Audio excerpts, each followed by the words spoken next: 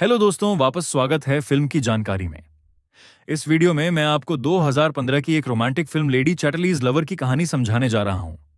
ये कहानी एक ऐसी महिला के बारे में है जिसका पति युद्ध में घायल हो जाता है और फिर वह अपनी पत्नी की निजी जरूरतों को पूरा करने में असमर्थ हो जाता है, जिसके कारण वह अपनी जरूरतें अपने नौकर से पूरी करती है।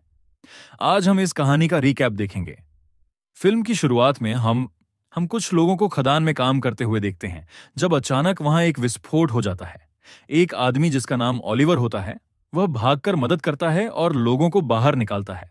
उनमें से एक जिसका नाम टेडी होता है, मर जाता है और ओलिवर उसका शव उसके घर ले जाता है। फिर एक पार्टी में हम एक खूबसूरत लड़की कॉनी को देखते हैं, जिसे क्लिफर्ड चैटरली नाम का एक आदमी अप्रोच करता है।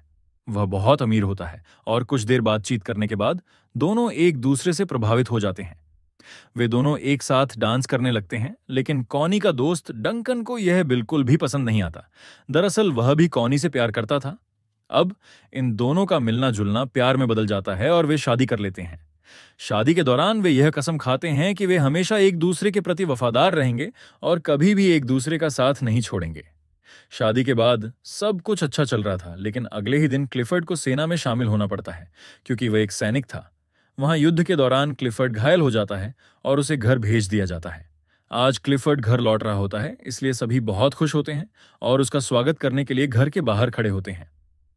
कॉनी भी क्लिफर्ड को देखकर बहुत खुश होती है, लेकिन फिर हम देखते हैं कि क्लिफर्ड की पूरी कमर से नीचे की जिंदगी लकवाग्रस्त हो गई होती है। युद्ध में घायल होने के बाद वह अब चलने फिरने में असमर्थ होता है और वह सभी का धन्यवाद करता है। कॉनी उसे जिंदा देखकर खुश होती है, लेकिन अंदर से वह बहुत दुखी होती है। किसी ने सोचा भी नहीं था कि उनकी खुशहाल जिंदगी में ऐसा दिन आएगा। अचानक क्लिफर्ड खुद को मारने की कोशिश करता है, लेकिन कॉनी उसे रोक लेती है और उसे आश्वासन देती है कि वह हमेशा उसके साथ रहेगी। अगले सीन में हम ओलिवर को अपनी मंगेतर को एक पत्र लिखते हुए देखते हैं। इस समय ओलिवर खदान में काम नहीं कर रहा था, बल्कि युद्ध में था। कुछ दिन बाद जब ओलिवर घर लौटता है तो वह अपनी मंगेतर को किसी और आदमी के साथ देख लेता है और बिना कुछ कहे उसे छोड़ देता है। कुछ दिनों बाद ओलिवर क्लिफर्ड के पास नौकरी मांगने के लिए जाता है। जब क्लिफर्ड उससे बात करता है तो उसे पता चलता है कि ओलिवर भी युद्ध में काम कर चुका है। क्लिफर्ड उससे प्रभावित हो जाता है और उसे पक्षियों की देखभाल करने की नौकरी दे देता है।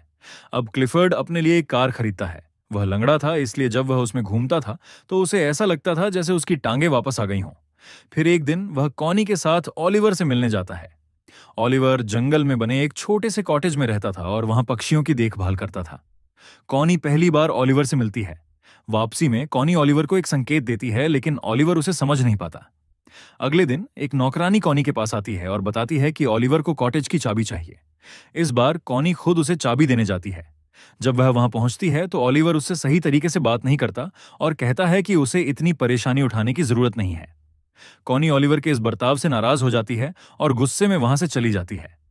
अगले दिन ओलिवर कॉनी को एक पत्र लिखता है और अपने बुरे व्यवहार के लिए माफी मांगता है। कॉनी फिर से उससे मिलने उसके कॉटेज जाती है, जहां ओलिवर बिना शर्ट के काम कर रहा होता है। कॉनी उसे इस हालत में देखकर खुद को रोक नहीं पाती, लेकिन तभी ओलिवर उसे देख लेता है और आदरपूर्वक अपनी शर्ट पहन लेता है। अब कॉनी उस जगह को पसंद करने लगती है और कहती है कि वह हर दिन वहां पेंटिंग के लिए आएगी। ओलिवर कहता है कि वह यह जगह उसके लिए खाली कर देगा, लेकिन कॉनी उसे रोक लेती है। फिर अचानक बारिश आ जाती है और कॉनी ओलिवर के कॉटेज में चली जाती है। वहां आग जलाकर दोनों खुद को गर्म रखते हैं। धीरे धीरे कॉनी और ओलिवर करीब आने लगते हैं और एक दिन वे दोनों इंटीमेट हो जाते हैं। अब कॉनी पूरे दिन ओलिवर के साथ रहने लगती है और जब शाम होती है तो ओलिवर उसे घर छोड़ने जाता है। फिर एक दिन कॉनी को एहसास होता है कि वह गर्भवती हो गई है। वह यह बात क्लिफर्ड को बताती है, जो बहुत खुश हो जाता है, लेकिन फिर वह बच्चे के पिता का नाम पूछता है, जिसे कॉनी नहीं बताती। एक दिन क्लिफर्ड की नौकरानी बॉल्टन ओलिवर के कॉटेज जाती है, जहां उसे कॉनी की डायरी मिलती है। उसे पता चलता है कि बच्चे का असली पिता ओलिवर है। फिर क्लिफर्ड एक बड़ी पार्टी रखता है और बॉल्टन वहां आकर सबके सामने यह राज खोल देती है। जब कॉनी ये सुनती है तो वह ओलिवर के पास भागती है, लेकिन वहां कोई नहीं होता। कॉनी ये देखकर रोने लगती है, लेकिन तभी ओलिवर आ जाता है। कॉनी उसे देखकर गले लगा लेती है। फिर कॉनी क्लिफर्ड के पास जाती है और दोनों के बीच बहस होती है।